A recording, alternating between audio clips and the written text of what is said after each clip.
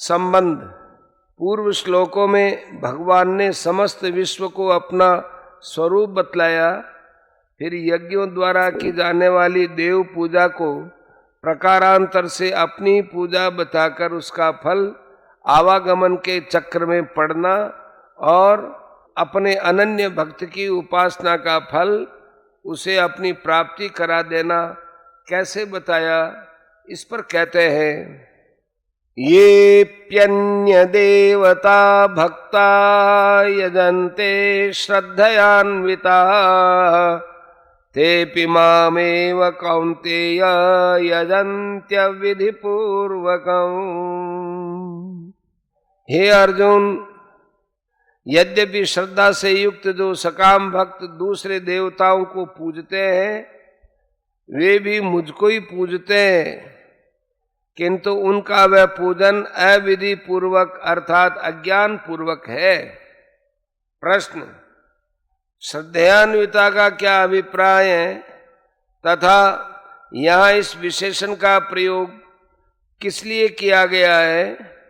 उत्तर, वेद शास्त्रों में वर्णित देवता उनकी उपासना और स्वर्गादि की प्राप्ति रूप उसके फल पर जिनका आदर पूर्वक दृढ़ विश्वास हो उनको यहाँ श्रद्धान्विता कहा है और इस विशेषण का प्रयोग करके यह भाव दिखलाया गया है कि जो बिना श्रद्धा के दंभ पूर्वक यज्ञादि कर्मों द्वारा देवताओं का पूजन करते हैं वे इस श्रेणी में नहीं आ सकते। उनकी गणना तो आसुरी प्रकृति में है। प्रश्न, ऐसे मनुष्यों का अन्य देवताओं की पूजा करना क्या है और वह भगवान की अविधि पूर्वक पूजा क्यों है? उत्तर, जिस कामना की सिद्धि के लिए जिस देवता की पूजा का शास्त्र में विधान है उस देवता की शास्त्रोक्त यज्ञादि कर्मों द्वारा श्रद्धा पूर्वक पूजा करना अन्य देवताओं की पूजा करना है। समस्त देवता भी भगवान के ही अंगभूत हैं, भगवान ही सबके स्वामी हैं और वस्तुतः भगवान ही उनके रूप में प्रकट है।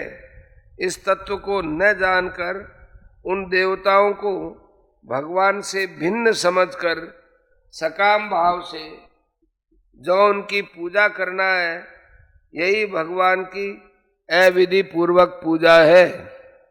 प्रश्न, अन्य देवताओं की पूजा के द्वारा भगवान की विधि पूर्वक पूजा किस प्रकार की जा सकती है और उसका क्या फल है?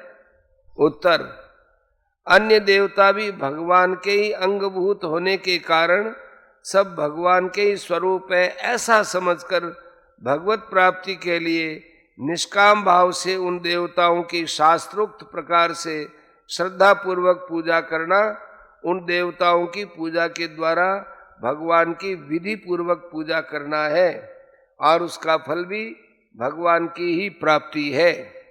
राजा रंतिदेव ने अतिथि और अभ्यागतों को भगवान का स्वरूप समझकर स्वयं भूख का कष्ट सहन करके अन्नदान द्वारा निष्काम भाव से भगवान की पूजा की थी। इसके फलस्वरूप उनको भगवान की प्राप्ति हो गई।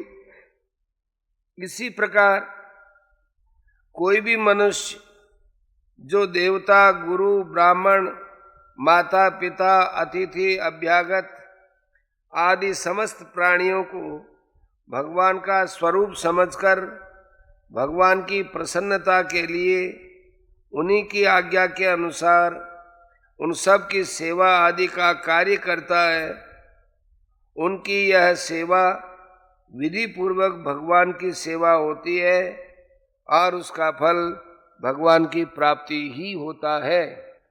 इस तत्व को समझे बिना जो सकाम बुद्धि से श्रद्धा प्रेम पूर्वक अन्य देवताओं की यथा योग्य सेवा पूजा आदि की जाती है वह सेवा पूजा भी यद्यपि होती तो भगवान की है, क्योंकि भगवान ही सब यज्ञों के भोक्ता और परमेश्वर महेश्वर है और भगवान ही सर्व रूप है, तथापि भाव की न्यूनता के कारण वह भगवान की विधि पूर्वक सेवा नहीं समझी जाती। इसलिए उसका फल भी भगवत प्राप्ति न होकर स्वर्ग प्राप्ति ही होता है। भगवत स्वरूप की अनभिज्ञता के कारण फल में इतना महान भेद हो जाता है।